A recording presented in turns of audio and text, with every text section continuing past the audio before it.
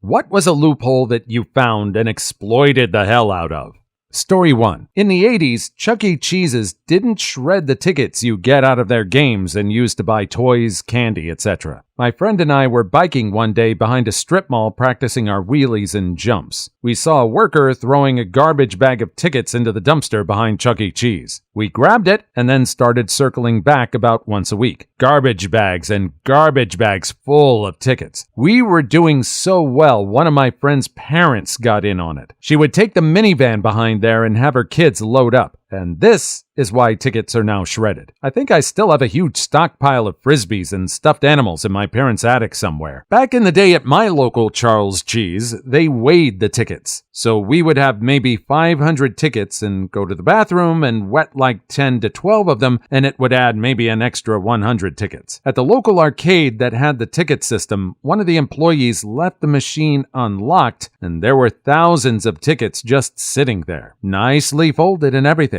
Needless to say, they were grabbed. Former arcade manager here. The tickets vend out of the machine with a distinctive pattern embossed into them by the gears which feed them out. At one point during a busy day, someone stole a new bundle of 1,000 tickets I was about to reload a game with from a countertop when my back was turned. A few days later, a smirking kid of around 12 walked in with a suspiciously ungear-grinded bundle of 1,000 tickets he'd been saving up, despite them being consecutively serial numbered, and still all in one unbroken strip, and demanded his prizes. I told him I recognized him from my security video, which was a damn lie, I had no cameras, and asked him whether the police had been to his house yet to have a little chat with him. He turned bone white and ran out. I took the bundle of tickets, still in good shape, and loaded them into a game. My buddy and I snuck behind one of the machines at Jillian's when we were around that age and stole a full stack of tickets. Thought we were so clever when we tore them into random length strips to make it look like we won them at various games. The employee instantly called us out on the fact that there were no dispense marks on the tickets, and we booked it out of there so fast. Never had the spheres to go back either, because we thought they'd recognized us and called the cops. Isn't it amazing how something that's so not money can be so valuable at the same time? I think nowadays something has to be computerized. Tickets have to be scanned in and registered or something. I think the most successful people were the ones that grabbed the unshredded tickets from the dumpsters. I think there needs to be a report on these people. What did they exchange them for? Did they get away with it? What kind of prizes did they get? Story 2. I spent 5 years on a U.S. Navy submarine. Every 2 years, we would do a 6-month-long deployment called Westpac. On my second deployment, I got bondoogled with a few other dudes. Basically, the boat goes out for deployment without us, and we got sent to attend various training schools in Pearl Harbor for the first half of the deployment, then catch a flight to meet the boat. So we watched the boat steam off and then caught a flight to Pearl Harbor. We show up with our orders to check in, but there was some miscommunication. Office personnel done messed up. We aren't enrolled in any of our classes. We don't have barracks, meal chits, nothing. They had no idea we were coming. They gave us something called a non-availability chit, which allowed us to stay at any reasonably priced hotel on the government's dime. So naturally, we found a palatial estate a block away from Waikiki. We show up for muster the next day, and the PO more or less just told us, yeah, don't want to see you guys again, ever. We couldn't get a hold of our boat because it was underwater doing secret things. Shh. Once the Omen got their junk on straight, they realized that our return plane tickets were already paid for and paper worked up. So they just said, forget it, we'll do it live. We were getting a per diem and having our housing covered by the Navy. Never had to muster for work, never had to check in anywhere. On top of that, we were still collecting our normal pay and allowances, C-pay, BAH, etc. For 3 months, I grew a beard, got high as hell as often as possible, learned to scuba dive, did some surfing, had spicy time with a bunch of international tourists, went on pub crawls every weekend, did some hiking, lots of snorkeling, woke up on the beach a few times with no recollection of how I got there. Best vacation ever. Thanks, Navy. They lucked out. Free vacation? Amazing. I bet they found all the best deals at the bars and the restaurants there. I wonder if they told people they were in the Navy. Maybe not. Maybe they just wanted to be anonymous. Basically, they were kind of non persona grata as far as the Navy was concerned.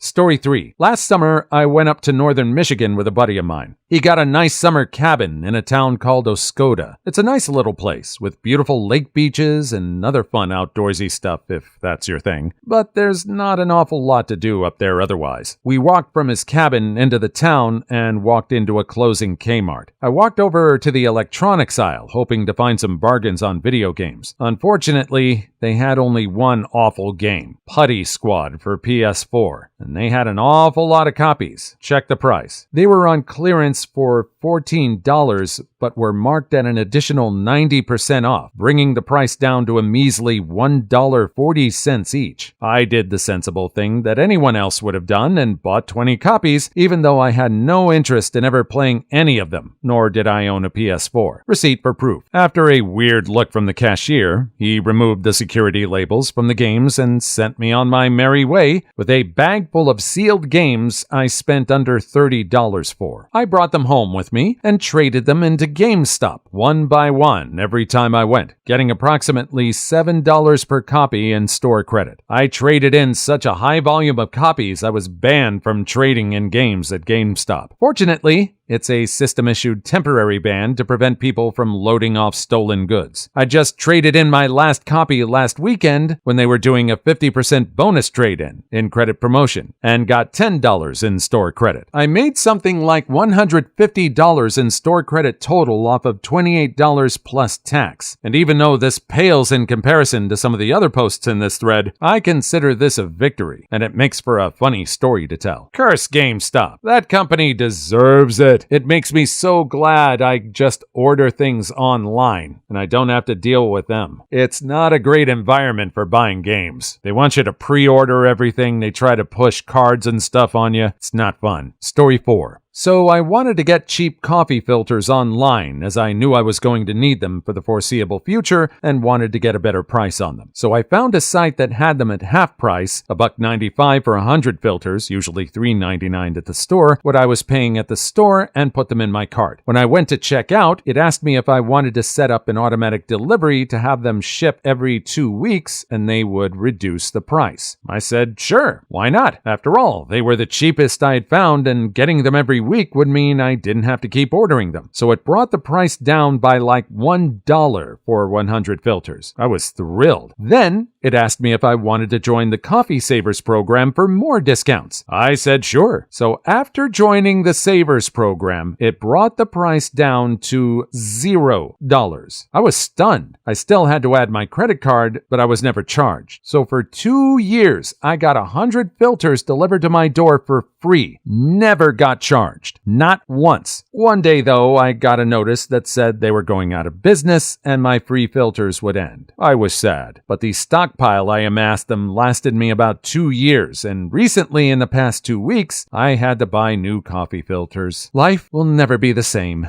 Story 5. Back when Hollywood Video was around, they would guarantee new releases to be in stock. If they rented out all of their copies in the store, then they would give you a voucher for a free rental. I was in college at the time and would go into the store near my college campus at around 10 p.m. on a Friday night. There was simply no way for them to have any copies left by that time, so I would collect whichever vouchers were available. Rinse, repeat. Cheaper than Redbox. In a similar vein, a Blockbuster Video near my house had a giant gumball machine near the cash register that had special gumball-sized plastic orbs that instead had a free movie/game rental. So for 25 cents, you had the chance to win a $4.99 rental. Well, this was around for my entire childhood, till one day I walked past the machine and noticed it was almost empty, and it looked like the remaining ratio of gumballs to free passes was like 3-to-1. When they first filled the machine years ago, apparently the employees just tossed all the passes on top and barely mixed it up. I came back with a stack of quarters, and for $10, I got like 17 free rentals and 23 gumballs. The rentals lasted a few months. The gumballs lasted a few days. Story 6. I was once the only person to show up to a Microsoft CRM event, since I was the only person to automatically win the door prize of an Xbox 360 with a Kinect. The downside of this loophole was 3 long hours of talking with MS product evangelists who were very disheartened and everyone desperate to make a sale. I used to go to Microsoft events at my college because they gave away free shrink-wrapped software, which I would then sell on eBay. Back when Vista and Office 2007 launched, Microsoft did an online event where you watched some dull-as-dishwasher presentations by their evangelists. For each product, there was a simple 2-question/answer quiz at the end that if you got correct and put in your response quickly enough, you got a free shrink-wrapped copy of the ultimate version of Vista and the professional version of Office. It was implied in the blurb that you could only win one or the other, but it turned out there was no mechanism in the system or rule in the terms and conditions that prevented you entering both competitions. So I did win both, and so did many others. One got a free copy of Vista Ultimate and Office 2007 Pro. They were marked not for resale, but only on the disc inside the sealed boxes, so of course many people resold them. I used mine though for years. On the one side, hey, free Microsoft software. On the downside, Vista. Yuck. Vista was awful. It was beyond awful. Office Pro was always a good bet, so 50% win there.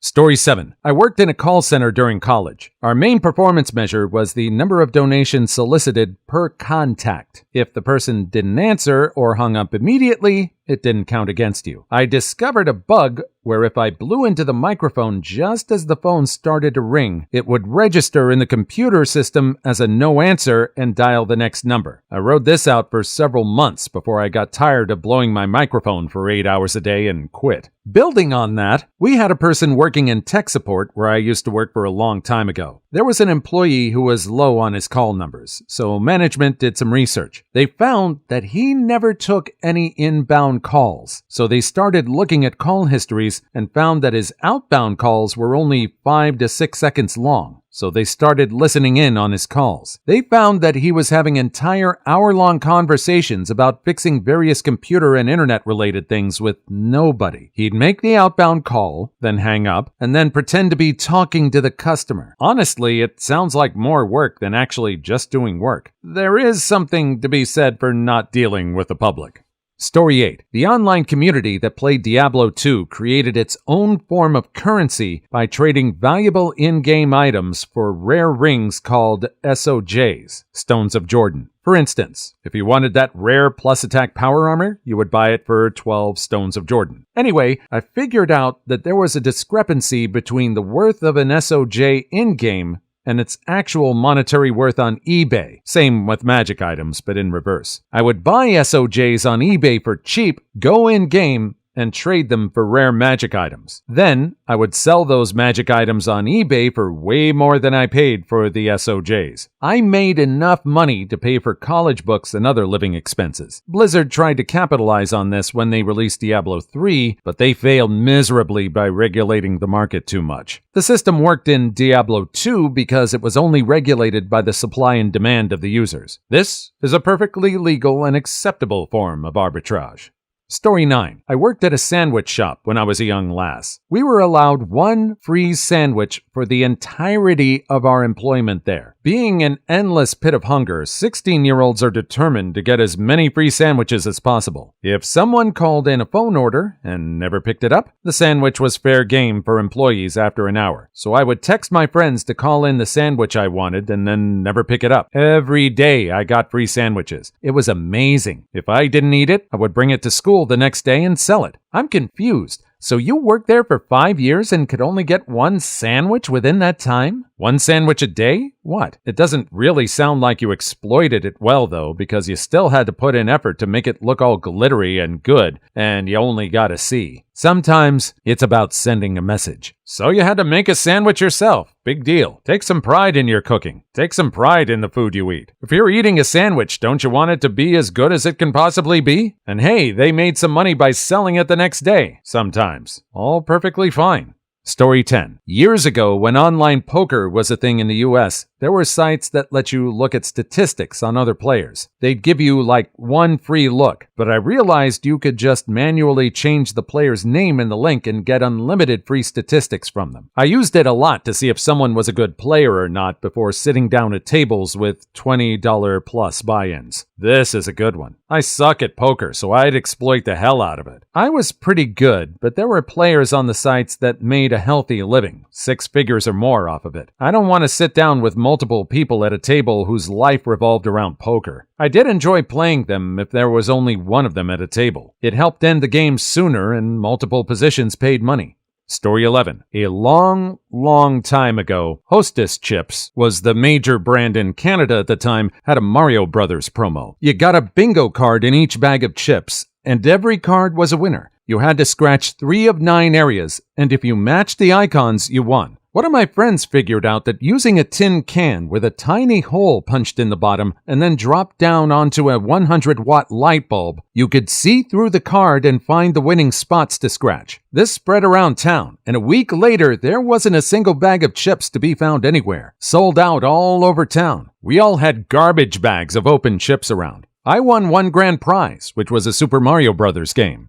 Story 12. Back in the day of flip phones, can't do this anymore, I had a razor which I absolutely loved and learned that if I dipped the screen in water and put it in the freezer, freezing the water, the screen would stop working, but everything else continued to work fine. The sticker behind the battery was never touched and didn't change color. I would do this whenever my phone got scratched and then call up saying my screen stopped working. I would send it and they sent me a new one for free. Did it about 5 times. I discovered this because I left it out in the snow by accident once. It was awesome. Free phone loophole? Sweet. Those OG razors were awesome. I prefer one to my piece of junk phone. I thought I saw that flip phones were kind of making a comeback. They're actually making some new ones. There's this small market where some people prefer the quote-unquote dumb phones over the smartphones. I can see the appeal. Sometimes you just want a phone to be a phone, and it's usually cheaper. Nice loophole. Story 13. They closed it now, but a couple years ago I discovered you could charge an American Express Serve card with a regular credit card by going to Walgreens. Or maybe it was Rite Aid, I forget. I have a credit card with 1.5% cash back. Every month, I put $10,000 on the Serve card, that was my limit, and then just paid my credit card bill with it. I cleared $150 a month for free. Similar, but for a while the US Treasury was selling some stupid gold dollar coins with free shipping, so you could buy them with credit cards, then take them straight to the bank to deposit and rake in all sorts of free airfare and other credit card bonuses.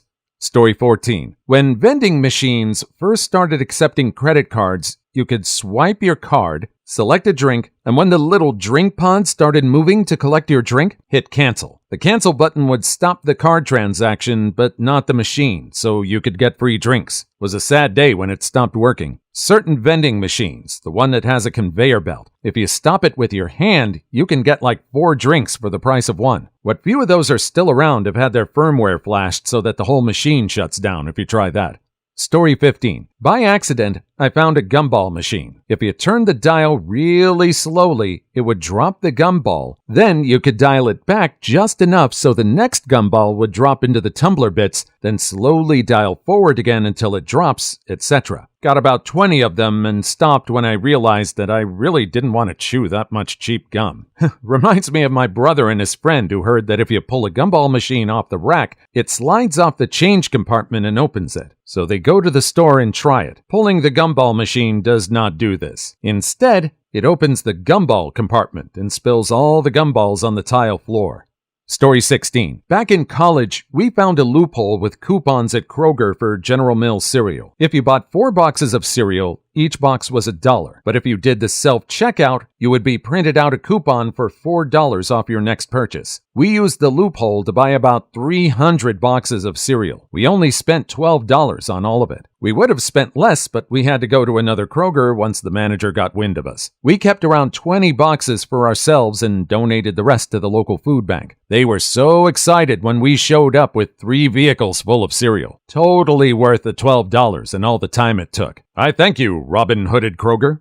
Story 17. In college, I bought a pack of coupons for Hungry Howie's Pizza. It had 3 coupons for a free pizza. No other requirements, just a completely free pizza. I would call and order my pizza, tell them that I had the coupon for a free pizza, show up, and forget to give them the coupon every time. I always had it on me as a backup just in case they did ask for it. But out of the 3 coupons, they only asked for it once. I kept using them for months until the coupons expired, which I'm sure they were looking for. I ended up getting a few dozen free pizzas out of them, which was great for a college student. Story 18. I used to play a lot of backgammon in Yahoo Games, and some people were real jerks when losing. Most commonly, they'd stall the game by taking the maximum 5 minutes per move, hoping I'd resign. I learned a way to boot these people off Yahoo for as long as I wanted, by trying to log into their account. When I used the wrong password 10 times, the account was locked for 24 hours. They couldn't log in again until I chose to allow it. That's a fair way of dealing with those jerks.